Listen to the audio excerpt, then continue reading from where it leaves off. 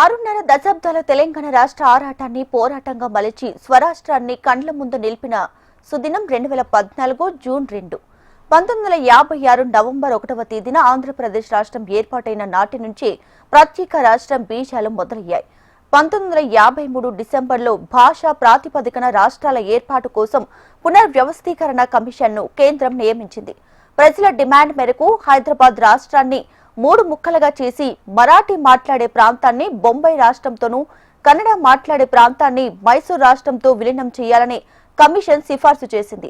హైదరాబాద్ రాష్ట్రంలోని తెలుగు మాట్లాడే తెలంగాణ ప్రాంతాన్ని ఆంధ్ర రాష్ట్రంతో విలీనం చేయడం వల్ల కలిగే లాభ నష్టాలను రాష్ట్రాల పునర్వ్యవస్థీకరణ కమిషన్ చర్చించింది.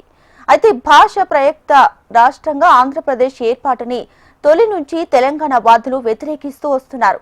వెనుకబడిన ప్రాంతమైన తెలంగాణను ఏపీలో విలీనం చేస్తే తమకు అన్ని విధాల నష్టం చేకూరుతుందన్నారు. అయితే పెద్ద మనుషుల ఒప్పందం ప్రకారం కొన్ని నియమ నిబంధనలతో ఏపీ రాష్ట్రం ఏర్పాటైంది. అయితే నీళ్లు, నిధులు, నియామకాలలో జరిగిన అన్యాయంపై తెలంగాణ ఉద్యమం తొలిసారి మొదలైంది. మొదటి ఉద్యమం ఖమ్మం జిల్లాలోని ఇల్లందులో జరిగింది. 1965-66లో పోలికేకతో ప్రారంభమై అక్కడి నుంచి 67కు చేరుకుంది. విశ్వవిద్యాలయాలు విద్యార్థులను చేరుకుంది.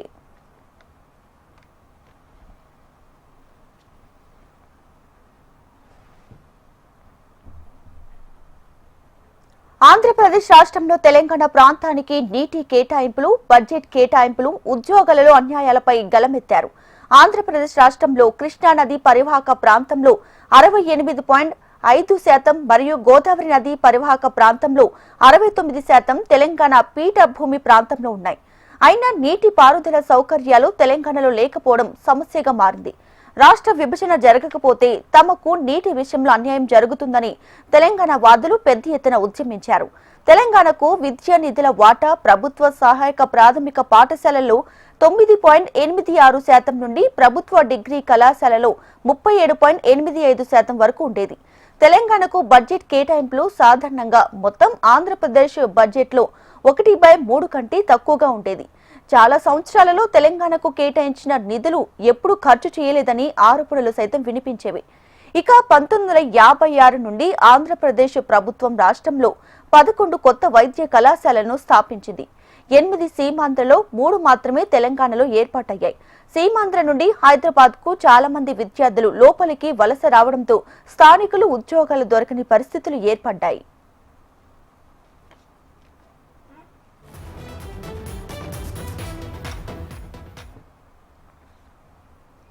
తెలంగాణ భావజాలాన్ని పెద్ద ఎత్తున ప్రజల్లో రగిలించిన తొలి వ్యక్తి ప్రొఫెసర్ జయశంకర్.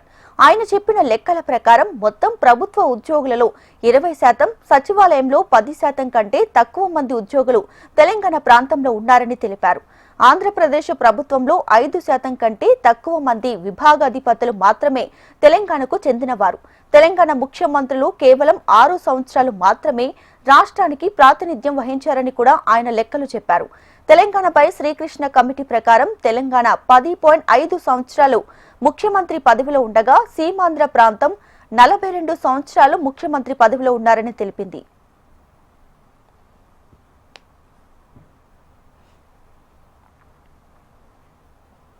నీళ్లు, నిధులు, నియామకాలలో జరిగిన అన్యాయంపై తెలంగాణలో 1969లో పెద్ద ఎత్తున ఉద్యమాలు మొదలయ్యాయి. ఆ తర్వాత ఉద్యమ తీవ్రత తగ్గినా ప్రజల్లో ఆ భావన మాత్రం తగ్గలేదు. జరుగుతున్న అన్యాయంపై గలమెత్తుతూనే ఉన్నారు. 50 ఏళ్లలో శాసనసభ, లోక్సభ నుండి వచ్చినటువంటి ఒప్పందాలు, ప్రణాళికలు, అలాగే హామీలు ఏవీ తమకు దక్కలేదని, ఫలితంగా తెలంగాణ నిర్లక్ష్యం, దోపిడీకి గురై వెనుకబడిపోయిందని ప్రత్యేక తెలంగాణ వాదులు బలంగా వాదించారు. స్వరాష్ట్రం కోసం 1952 నుంచి 69 దాకా, అలాగే 69 నుంచి 2001 దాకా, 2001 నుంచి 2014 దాకా తెలంగాణ దశల వారీగా అలుపెరగని పోరాటం చేసింది. దశాబ్దాలుగా తెలంగాణకు జరుగుతున్న అన్యాయాలు, అణచివేతలపై ఎన్ని పోరాటాలు సాగినా బీఆర్ఎస్ అధినేత కేసీఆర్ నాయకత్వంలో 2001 ఏప్రిల్ 27వ తేదీన గులాబీ జెండా ఎగిరినప్పటి నుంచి సుదీర్ఘకాలం సాగిన ఉద్యమం మాత్రమే గమ్యాన్ని ముద్దాడింది. ఇక 1969లో ఉవ్వెత్తున ఎగిసిన ప్రత్యేక తెలంగాణ రాష్ట్ర ఉద్యమం అణచివేతకు గురైంది.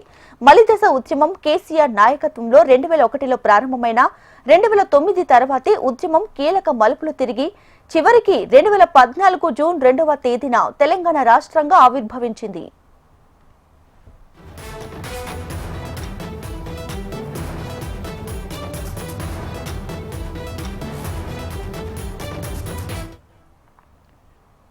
తెలంగాణ ఉద్యమాన్ని మలుపు తిప్పిన అరుదైన సందర్భాలు అనేకమున్నాయి. అయితే 2009 అక్టోబర్లో పోలీసు ఉద్యోగులకు హైదరాబాద్లో లోకల్ రిజర్వేషన్లు ఎత్తివేసి ఫ్రీ జోన్ గా ప్రకటించడంతో ఉద్యమం పతాక స్థాయికి చేరింది. హైదరాబాద్ ను ఫ్రీ జోన్ గా మార్చితే తెలంగాణ ప్రాంతంలోని ఉద్యోగాల్లో తెలంగాణ యువత రిజర్వేషన్లు కోల్పోతారని, అది 610 జీవోకి విరుద్ధమని బీఆర్ఎస్ అధినేత కేసీఆర్ రాష్ట్ర వ్యాప్త ఉద్యమానికి పిలుపునిచ్చారు. అలా తుది దశ ఉద్యమాన్ని సృష్టించింది ఆ ఫ్రీ జోన్ అంశం.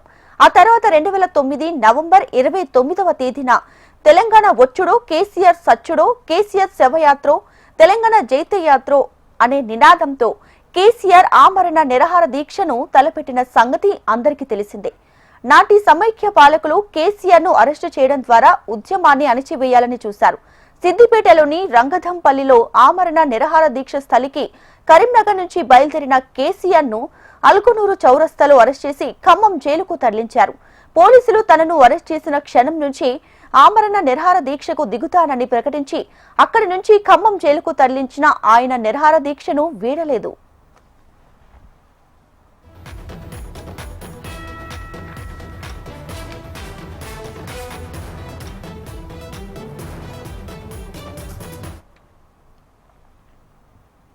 కేసీఆర్ దీక్ష నవంబర్ 29వ తేదీ నుంచి 11 రోజుల పాటు తెలంగాణ నలుదిక్కులను ఏకం చేసింది.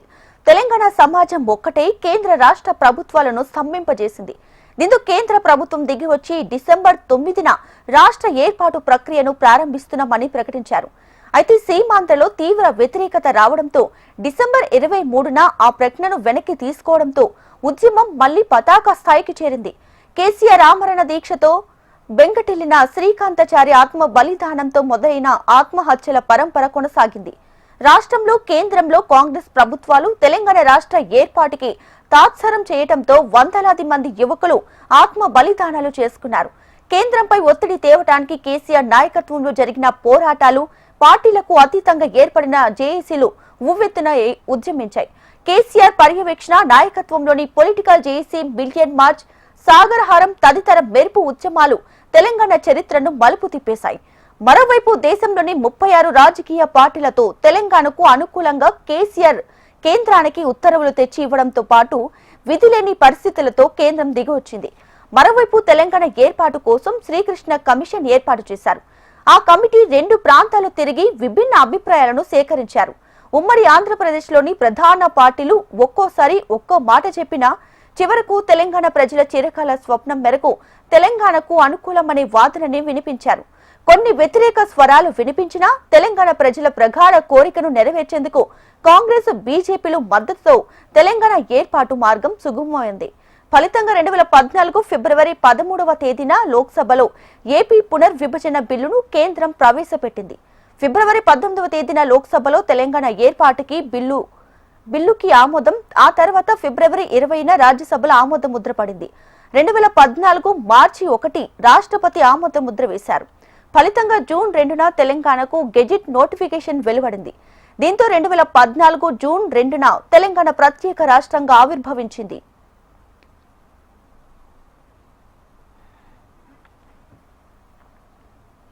అనేక పోరాటాలతో సాధించిన తెలంగాణ రాష్ట్రానికి బీఆర్ఎస్ అధినేత కేసీఆర్ తొలి ముఖ్యమంత్రిగా ప్రమాణ స్వీకారం చేశారు. తెలంగాణ ప్రజల న్యాయమైన కోరికలన్నీ నెరవేర్చేందుకు విశేష కృషి చేశారు. రాష్ట్రం విడిపోతే అంధకారంలో మునిగిపోవడం ఖాయమన్న అనుమానాలను పటాపంచలు చేసింది. పాలన చేతకద్దన్న అవహేళనలకు అభివృద్ధితో చెంపపెట్టులాంటి సమాధానమిచ్చారు కేసీఆర్. బీఆర్ఎస్ 2 పర్యాయాల పాలనలో తెలంగాణ అద్వితీయ ప్రగతిని సాధించి దేశానికే తలమానికంగా నిలిచింది.